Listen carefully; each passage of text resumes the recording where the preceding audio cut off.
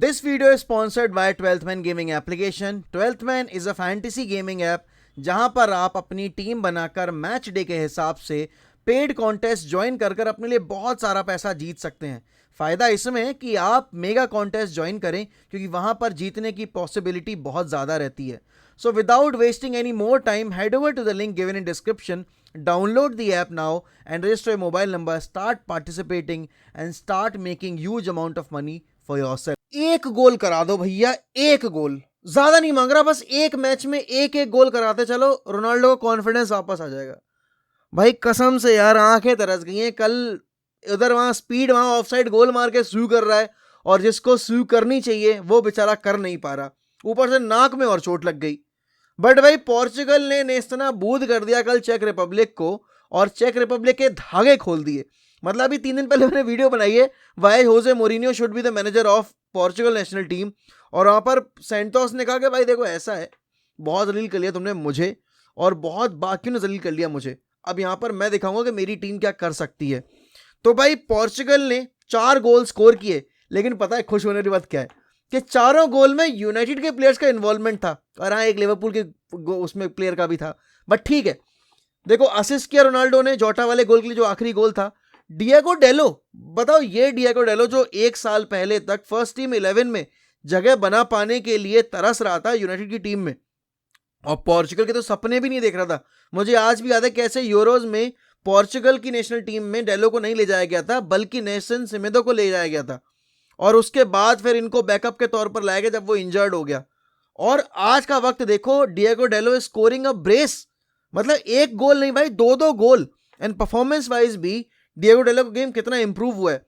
वही Bruno Fernandes जो अभी कुछ टाइम पहले तक नासूर बने घूम रहे थे पोर्चुगल नेशनल टीम के लिए, उसके बाद अभी क्योंकि देखो क्वालिफिकेशन अगर मैं देखूं वर्ल्ड कप का तो ब्रूनो फर्नांडिस के गोल्स की वजह से ही आया है, लेकिन यहां पर अगर मैं यहां देखूं इस पॉइंट ऑफ टाइम पे ब्रूनो फर्नांडिस का कैप्टन आर्मबैंड मिलने के बाद जो परफॉर्मेंस निकला है भाई वो काबिले तारीफ है। और इसका क्रेडिट किसको जाएगा? इसका क्रेडिट जाएगा आपके एरिक टेन हैग को, क्योंकि टेन हैग ने जिस तरीके से अपनी टीम डेवलप की है और जिन प्लेयर्स के ऊपर भरोसा जताया है वो साफ साफ दिखाता है कि उसको किन प्लेयर्स पर काम करने में मजा आ रहा है।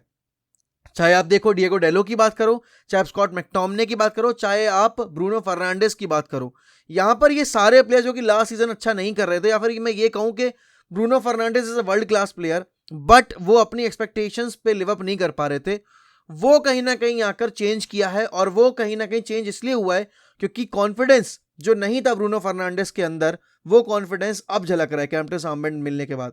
लेकिन भाई अगर मैं रोनाल्डो के गेम की बात करूं तो रोनाल्डो हर गेम के साथ इंप्रूवमेंट दिखा रहे हैं। हर गेम के साथ आप देख सकते हो कि रोनाल्डो खुद को ज़्यादा से ज़्यादा इन्वॉल्व करने की कोशिश कर रहे हैं। और कल के गेम में जब तक वो इंजरी नहीं हुई थी, भाई देखो सबसे पहली बात तो ये है, थैंक्स टू गॉड कि कोई भी सीरियस इंजरी नहीं हुई है, बस एक नाक पे कट लगा था। लेकिन जिस तरीके से खून निकल रहा था देखकर भाई मैं तो डर गया था, टू बी वेरी ऑनेस्ट, मुझे भाई काफ़ी डर लगा था। लेकिन अच्छी बात यह है कि कोई सीरियस इंजरी नहीं थी and he continued, he played the entire game. लेकिन गोल नहीं आ रहा है और वो फ्रस्ट्रेशन रोनाल्डो के चेहरे पे दिख रही है। टीम 4-0 जीती है बट ही वॉज फ्रस्ट्रेटेड कि वो उसमें गोल स्कोर नहीं कर पाया। सोचो डिएगो डेलो जिस गेम में ब्रेस स्कोर कर रहा है, जिस गेम में जोटा बेंच से आकर गोल स्कोर कर रहा है, उस गेम में आप स्कोर नहीं कर पा रहे हो। लेकिन अगर मैं as a team selection wise बात करूं तो कल पेपे नहीं था आपके पास, कल आपने न्यूनो मेंडेस को नहीं खिलाया था, आपने राफेल गरेरो को नहीं खिलाया था, आपने मार्को रूई खिलाया लेफ्ट बैक पर, और आपने उसको खिलाया, परेरा को खिलाया था आपने सेंटर बैक के तौर पर। अब यहाँ पर जब पेपे वापस आएगा और जब न्यूनो मेंडेस या राफेल गरेरो में से कोई भी वापस आएगा, बेसिकली वो तो नहीं खेलेंगे। अगर डिएगो डेलो राइट बैक पे खेलते हैं तो लेफ्ट बैक पे आपका जॉ कैंसेलो खेलेगा, आपकी बैक लाइन कोई छू नहीं सकता। एंड डिएगो कोस्टा के आने से जो बॉल डिस्ट्रीब्यूशन है ना वो भी बहुत ज़्यादा इंप्रूव हुआ है पोर्चुगल नेशनल टीम में। उसके बाद अगर मैं मिडफील्ड में आऊँ तो मिडफील्ड में उन्होंने खिलाया था विलियम कवायो को और रूबन नेवेस को। उसके बाद आगे नंबर 10 के रोल में खेल रहे थे। ठीक है, ऑन पेपर आपको वो नहीं दिख रही थी, ऑन पेपर आपको वो दिख रही है कि फ्लैट 4-3-3 खेल रहे हैं वो, बट नहीं, उनके गेम में बहुत ज़्यादा चेंजेस आपने को देखने को मिले जब वो ट्रांजिशन फेज में अटैक में गए। क्योंकि ऑन पेपर बर्नार्डो सिल्वा वो starting as a right winger, but नहीं, राइट विंगर पे उन्होंने बहुत कम टाइम स्पेंड किया, वो ज़्यादा टाइम नंबर 8 के रोल पर आकर ही बॉल रिसीव करके कैरी फॉरवर्ड कर रहे थे। मैंने बोला था कि ब्रूनो फर्नांडिस को जितना डीप खिलाओगे उतना गेम वो आपका स्पॉइल करेगा, और वो चीज़ आपको कल के गेम में नहीं दिखी, क्योंकि ब्रूनो फर्नांडिस को नहीं बोला गया था कि आप पीछे आकर ड्रॉप करके गेम रन करने की कोशिश करो। ये काम अगर आप बर्नार्डो सिल्वा जैसे प्लेयर को दोगे जो कि बॉल कैरी करने में माहिर है, जो कि ये काम करता है बखूबी तौर पर मैन सिटी के स्क्वाड में, तो आपको फर्क दिखेगा, और वो फर्क आपको कल दिखा। एक चीज की जो मुझे शिकायत है ना पोर्चुगल नेशनल टीम से, कि भाई मिडफील्ड में उनको कॉम्बिनेशन प्ले बनाने में खासी दिक्कत आती है। आप देख रहे हो कि बर्नार्डो सिल्वा ड्रॉप कर रहा है, लेकिन टक इन करने के लिए कोई हाफ स्पेसेस में ड्रॉप ही नहीं कर रहा। बर्नार्डो सिल्वा पीछे से बॉल लेकर आएगा तो उसको अवेलेबिलिटी तो चाहिए ना, प्रेशर अगर उसके ऊपर डाला जाएगा तो वो कहाँ सेफ सिक्योर पैसेज प्ले में पास करेगा, वो आपको देखने को नहीं मिला गेम में।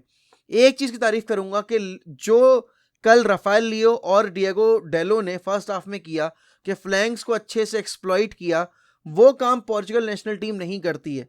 सेकेंड हाफ में राफेल लियो की परफॉर्मेंस ड्रॉप हो गई, बट डिएगो डेलो पूरे गेम में एक ही इंटेंसिटी के साथ खेलते रहे। यहां पर पेनल्टी दी रोनाल्डो ने, जिसको पेनल्टी को कन्वर्ट नहीं कर पाए आपके सॉरी पैट्रिक शिक, मैं सेस्को कह रहा हूं, but on a whole Patrick Schick ने ही सबसे ज्यादा बार थ्रेट क्रिएट करने की कोशिश की फाइनल थर्ड में। एंड हाँ, Portugal were the better team, but second half की परफॉर्मेंस अगर मैं हटाऊं और फर्स्ट हाफ की परफॉर्मेंस अगर देखूं तो it was not a very good performance, क्योंकि शुरुआत में तो बहुत ही स्लॉपी स्टार्ट था, काफ़ी बोरिंग खेल रहे थे वो, लेकिन जैसे जैसे गेम आगे प्रोग्रेस हुआ वैसे वैसे पोर्चुगल की परफॉर्मेंस वो इंप्रूव होती चली गई। एंड हाँ, मैं ही वो इंसान था जो कि फर्नांडो सेंटोस के टैक्टिक्स के ऊपर और टीम सिलेक्शन के ऊपर टिप्पणी दे रहा था अपनी, बट मुझे पूरी तरीके से गलत साबित किया है। अब पता है बात क्या है, कि यहाँ पर स्पेन अपना गेम हार गई स्विट्जरलैंड के अगेंस्ट, और स्विट्जरलैंड अब क्योंकि ऊपर चली जाएगी अगर स्पेन हार जाती है पोर्चुगल से, क्योंकि पोर्चुगल और स्पेन का भी मैच बचा हुआ 28 तारीख को मैच है। वो गेम इस ग्रुप के स्टैंडिंग्स के लिए बहुत इंपॉर्टेंट रहता है। क्यों? क्योंकि स्विट्जरलैंड का क्वालिफिकेशन उस रिजल्ट पे डिपेंडेंट होगा, और पोर्चुगल फर्स्ट फिनिश करेगी या सेकंड फिनिश करेगी वो भी डिपेंडेंट होगा इस गेम के रिजल्ट के ऊपर। लेकिन भाई स्पेन, अगर मैं बात करूं, स्पेन इतना कुछ खास खराब खेली नहीं, लेकिन वही बात है कि टीम सिलेक्शन उन्होंने फर्स्ट टीम वाला नहीं किया था। और यान सोमार भाई क्या कीपर है यार, उसने लिटरली भाई ले रखी थी, हर शॉट पे सेव कर रहा है वो बंदा, इतना एथलेटिक है जिसकी कोई हद नहीं है। एंड स्विट्जरलैंड ने हाँ ठीक है मोमेंट्स पर हिट कर कर स्पेन को ठीक है ना बैकफुट पे ढकेला, बट एज सच मैं ये नहीं कहूँ कि स्विट्जरलैंड ने डोमिनेट किया स्पेन को। पोजीशन वाइज ऑब्वियस सी बात है, आप स्पेन के अगेंस्ट खेलो तो आप पोजीशन नहीं रख पाओगे ज़्यादा, लेकिन अभी इस टीम को ना, जैसे गावी जैसे प्लेयर्स को थोड़ा सा कंपोजर रखने की ज़रूरत है। काफ़ी ज़्यादा भावनाओं में बहकर बहुत एक रैश टैकलिंग्स आप देख रहे थे स्पेन नेशनल टीम की साइड से। गावी काफ़ी ज़्यादा मतलब एक यंग है तो उसमें वो वाली चीज़ है कि कंपोजर नहीं है, और ये कंपोजर आपका बाकी सीनियर्स प्लेयर्स जब आते हैं खेलने के लिए तब आता है। मोराटा को देखो नंबर 9 के तौर पर यूज़ करते हैं आपके लुइस एनरिक, और मोराटा को आई थिंक मैंने सबसे बढ़िया खेलता स्पेन नेशनल टीम के लिए ही देखा है, तो he knows how to use him. देखते हैं भाई स्पेन और पोर्चुगल का अगला गेम क्या होगा, बट एक चीज़ तो तय है कि Ronaldo definitely needs a goal. Ronaldo का एक गोल या 2-3 गोल लगातार आने बहुत ज़रूरी है, क्योंकि उससे जो कॉन्फिडेंस आएगा ना रोनाल्डो के ऊपर, वो बहुत गेम इंप्रूव करेगा यूनाइटेड के पर्सपेक्टिव से। और पोर्चुगल के लिए भी ज़रूरी है कि रोनाल्डो का फॉर्म में आना वर्ल्ड कप से पहले, क्योंकि उनका मेन गोल स्कोरर अगर फॉर्म में नहीं होगा तो फिर कब तक हम बाकी प्लेयर से एक्सपेक्ट करेंगे कि वो आके रिस्पॉन्सिबिलिटी ले लेंगे। मतलब लेनी चाहिए, but at the same time if Ronaldo is not scoring तो फंसे हुए गेम्स में क्लच मोमेंट्स में उससे बड़ा प्लेयर नहीं है कोई। अगर वही नहीं गोल स्कोर करेगा तो फिर आखिर कौन कर पाएगा। बट भाई एक अच्छी परफॉर्मेंस यहाँ पे पोर्चुगल नेशनल टीम की कल आपके चेक रिपब्लिक के अगेंस्ट। अब अगला गेम देखने वाला होगा कि कैसे उतरती है और क्या टीम सिलेक्शन रहेगा। कैंसेलो वापस आएंगे तो क्या डिएगो डेलो को बेंच पे जाना पड़ेगा, या फिर आपके कैंसेलो लेफ्ट बैक के तौर पर ऑपरेट करेंगे। बट भाई ब्रूनो फर्नांडिस, डिएगो डेलो और रोनाल्डो, हमारे 3 प्लेयर्स 4 गोल में इन्वॉल्व रहे। Credit goes to Erik ten Hag भाई कि कैसे उन्होंने इन प्लेयर्स को मतलब बेसिकली ब्रूनो और डेलो के परफॉर्मेंसेस को इंप्रूव किया है। विद टाइम रोनाल्डो वापस से फॉर्म में आ जाएंगे। आई जस्ट होप कि वो फॉर्म में जल्दी आए और 28 तारीख को गोल स्कोर कर दें, क्योंकि हमें 2 तारीख को सिटी से खेलना है। तो we need a Ronaldo full of confidence, not a Ronaldo who is in a desperate need of a goal, क्योंकि वो फिर कॉन्फिडेंस लेकर अगर नहीं उतरेगा बंदा तो फिर उससे एडवांटेज सामने ऑपोजिशन के पास जाएगा, ना कि हमारे पास आएगा।